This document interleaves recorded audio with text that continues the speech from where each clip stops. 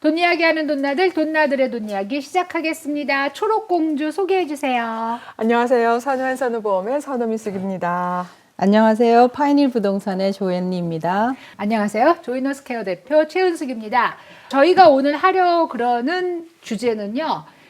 그 부동산 커미션에 대한 얘기예요. 몇 회 전에 올렸던 영상에서 미주리에서 이런 일이 있었다라고 한 게 있어요. 그게 작년 11월, 2023년 11월에 미주리에서 부동산 거래시의 셀러들이 6%의 커미션을 내는 거를 내지 않아도 된다. 그럴 결과가 필요는 나왔어요. 없다. 그럴 필요는 없다는 결과에 판례가 나온 거예요. 그러니까 6%를 안 내도 된다는 거죠. 아예 안 내도 된다는 그런 얘기는 없어요. 근데 아니지. 셀러가 다 낼 필요가 없다. 그렇지, 이런 그렇지. 내용이었는데 그러면 그 전에 뭐 6%든 5%든 우리가 그 주법이라든가 아니면 연방법으로 뭔가 정해진 게 있나요? 퍼센테이지는 정해진 게 없어요. 다만 셀러가 바이어의 커미션까지 내야 할 의무는 없다. 그런 거죠. 예, 그러니까 6%를 받아서 원래 6%를 받아서 3%를 바이어 쪽 에이전트한테 주는 걸로 이제 이렇게 보통 하죠. 50-50 일반적으로 보통 그냥. 그렇게 하고 이제 그렇게 하는데 그게 뭐 6%다 5%다 이런 건 없는데 셀러가 그걸 다 내고 셀러가 낸 걸 가지고 바이어 쪽에 에이전트 커미션을 준다는 것이 강요된 내용이라는 거죠. 그럼 반반씩 나누라는 건 컨트랙에 어딘가에 있어? 없어요. 없어요. 자, 그러면 이게 어떻게 되냐면 5%가 되면 저는 3%를 갖고요. 바이어 쪽 에이전트 2%만 줄 거예요. 또는 바뀔 수 있어요. 자, 그러면 셀러 입장에서는 우리 집 빨리 팔아야 되는데 네가 왜 더 가져? 바이어 쪽에 3% 주고 네가 2% 가지면 안 돼? 이런 니고시에이션이 가능한 거죠. 그러니까 이게 무슨 어떤 딱 획일화된 이거라는 건 없고 그 안에서 얼마든지 이야기를 해서 그럼 난 이걸 원해. 우리 집이 빨리 팔기를 원하니까 내가 5% 주되 당신이 2% 갖고 저쪽에 3%를 주는 게 좋겠어. 왜냐하면 다 디스클로저 돼 있게 돼 있으니까. 그래서 그렇게 하는 거고 그거에 따라서 이제 브로커가 저희는 그렇게 못하니까 저희도 3%를 받아야겠습니다. 그러면 6%를 주십시오. 이렇게 되는 거죠. 만약에 이제 저한테 그런 손님이 있다 그러면 저는 지금 마켓에 대한 분석을 드릴 거고 그러면 지금 이 상황에서 만약에 바이어 에이전트의 커미션을 안 주신다고 하면 이 집에 대한 쇼잉이 확 줄 겁니다. 이겠죠? 당연하지. 확 줄 겁니다. 그러니까 그거를 감수를 하시고라도 그렇게 하실 거면 리스팅을 올릴 수는 있겠죠. 그러나 이 집이 잘 안 팔릴 가능성이 많기 때문에 standing in the market long time 그런 다음에 나중에 뭐 withdraw를 하실 수도 있고 아니면 가격을 또 안 팔려서 내릴 수도 있고 그런 어떤 더 disadvantage가 많을 거라고 나는 말씀을 드리겠지. 그렇지. 부동산이 그냥 집을 소개해주는 일만 하는 건 아니라는 생각이 드는데 부동산에서 구체적으로 우리가 하는 일이 뭐가 있어요? 손님을 만나고 상담을 하고 그다음에 나가서 집을 쇼잉을 하고 집을 고르고 어포인먼트를 잡고 그다음에 쇼잉하는 그 애티튜드 자체도 집에 가서 락박스의 문을 열고 손님이 빨리 보기 좋게 불을 다 켜놓고 그리고 이제 같이 집을 보면서 디스커스를 하고 단점과 장점에 대해서 설명을 하고 손님이 또 질문을 하잖아요. 이건 왜 이럴까요? 그러면 이제 그거에 대한 모든 난리지를 다 동원해서 인포메이션을 드리고 이제 그렇게 하는 건데 그걸 이제 또 그러면서 또 이동하잖아요. 같이 차를 타고 갈 그치. 때도 있고 따로 오시기도 하고 이제 그런 거를 다 하고 이분들의 이야기와 이분들의 스토리와 이분들의 컨피규레이션에 맞춰서 에이전트로서 이거를 하시면 좋겠다, 저걸 하시면 좋겠다는 오피니언이 생기잖아요. 그래서 토탈이 나오는 거죠. 토탈이 그레이드가 이제 나오는 거예요. 이 집은 88점. 그죠? 에이전트로서. 근데 이 손님은 색깔 마음에 들고 디스플레이 잘 해놓고 프레젠테이션이 좋으면 너무 마음에 들어요. 이런단 말이에요. 근데 그렇다고 제가 거기다가 뭐 이 집은 안 돼요. 이렇게 할 수는 없고 좋은 점과 나쁜 점에 대한 디스커션을 해 나가면 하나 보고 두 개 보고 10개가 쌓여서 그다음에 집은 이렇게 보는 거구나를 아는데 그냥 본인 생각만 계속 앞으로 달려가시는 분한테는 내가 굳이 그 얘기를 못하고 결국은 손님들을 가지고 있는 집에 대한 생각이 본인이 가지고 많은 경험이 있으신 분임에도 불구하고 계속 빠뜨리는 거를 부동산은 그걸 채워주는 역할을 해야 돼요. 그래서 집을 찾았어. 집을 찾은 후에부터도 또 일이 굉장히 많을 거 아니야. 굉장히 많죠. 저는 그 집을 사는 과정을 프로젝트라고 표현을 하거든요. 자, 지금부터 우리는 프로젝트를 시작하는 겁니다. 같이.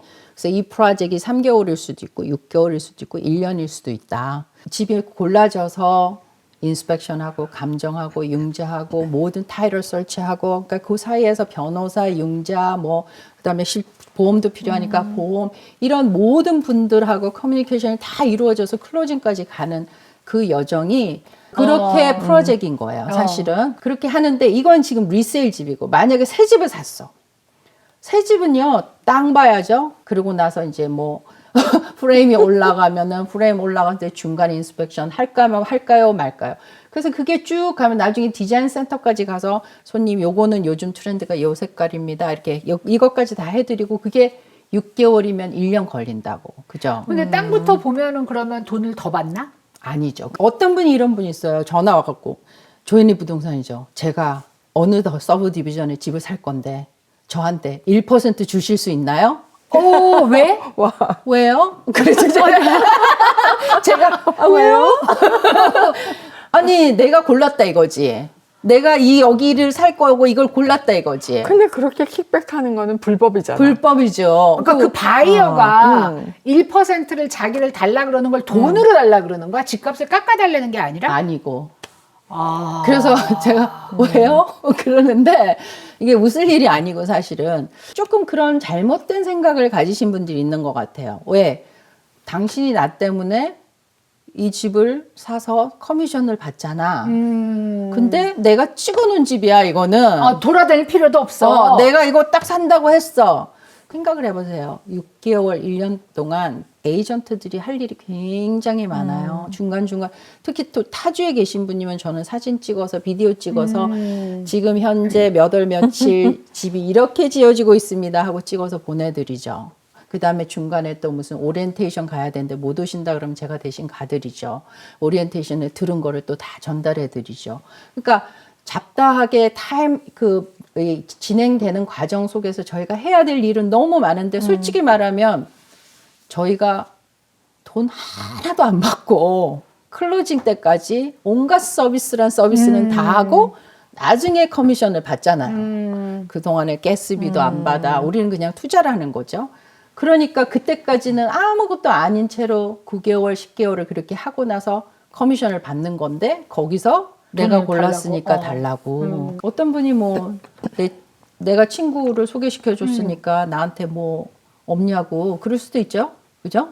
내가 사서 나한테 킥백 달라고 할 수도 있고 내가 캘리포니아에 있는 친구를 너한테 소개시켜 줬으니까 사실 이게 불법이고요. 라이센스가 있는 사람끼리는 그게 하나도 불법이 아니에요. 그건 합법이에요. 합법이고 세금 신고도 제가 버는 거에서 이 사람한테 얼마 떼어줬습니다 하면 그 사람은 그만큼 수입을 발생시키는 거니까 아주 IRS적으로도 문제가 없이 저희가 합법적으로 하는 건데 그게 아니고 라이센스가 없으신 분이 손님을 소개시켜 줬다고 해서 나한테 뭐가 주어져야 된다고 생각하는 건 그건 아니에요. 근데 그런 경우가 있어? 있어요. 정말 심각한 심각해요. 건데 되게 쉽게 생각하시는 분들이 있어서 제가 머니돈나에서 꼭 한 번은 말씀을 드려야겠다. 100만 불 딱 잘라서 놓고 볼 때 6%면 6만 불이야. 안 가는 사람들이 6만 불이면 이렇게 할 수밖에 없게 되는 거지. 그러면 6만 불을 양쪽으로 나오면 3만 불, 3만 불이면 야 100만 불짜리 집 세 채만 팔면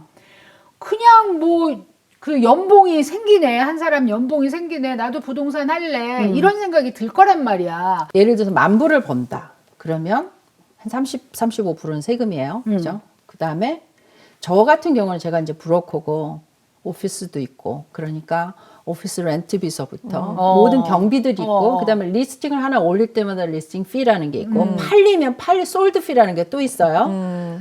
팔린 솔드 피가 또 있고 그다음에 뭐 교육하러 가면 교육비가 또 들 거고 그다음에 다니면서 가스비, 그럼. 자동차 유지비, 광고비 이런 비용만 해도 최소한 한 30%는 되는 거예요. 그러면 10,000불 해가지고 세금 떼고 경비 떼면 저는 4,000불이 손에 남는 건데 이거를 4,000불을 한 달 안에 해치우는 건 아니잖아요. 이게 3개월, 그렇지. 6개월. 그러니까 그렇게 따지면 사실은 큰 돈은 아닌데 주어지는 그것만 보고 와 이거 돈 많이 번다라고 생각하시는 거죠. 그러니까 이제 그 커미션을 얘기할 때 저는 그 얘기를 꼭 하고 싶어요. 내가 정말 양질의 정말 최고의 서비스와 프로페셔널리즘의 서비스를 받는다고 생각했을 땐 그 돈이 안 아까워야 되거든. 그 물론 이제 양면이 있죠. 이 에이전트들은 정말 피나는 노력을 해서 최고의 서비스를 할 준비를 해야 되는 거고 그렇지. 반대로 클라이언트나 커스터머들은 내가 그런 서비스를 풀리 받고 싶어 하는 그 디자이어가 있어야 되는데 그러니까 그 에이전트를 잘 사용해야 돼. 그죠? 내가 필요한 정보를 다 받고 이 사람한테 이것도 물어보고 저것도 물어봐서 원하는 정보들을 다 했을 때 그 정보가 나한테 쌓여서 내가 이제 그 다음 넥스트 스텝을 더 잘할 수 있는 게 되는데 전에 저 에이전트는 나한테 뭘 해줬는데 이 에이전트는 뭘 안 해주네 이런 걸로 우리가 하기에는 우리 수준이 좀 올라가야 되겠죠. 자, 오늘도 즐겁게 시청해주신 우리 돈나님들 너무 감사드리고요. 또 저희 이렇게 허심탄회하게 얘기한 우리 조엔 너무 박수 칩니다.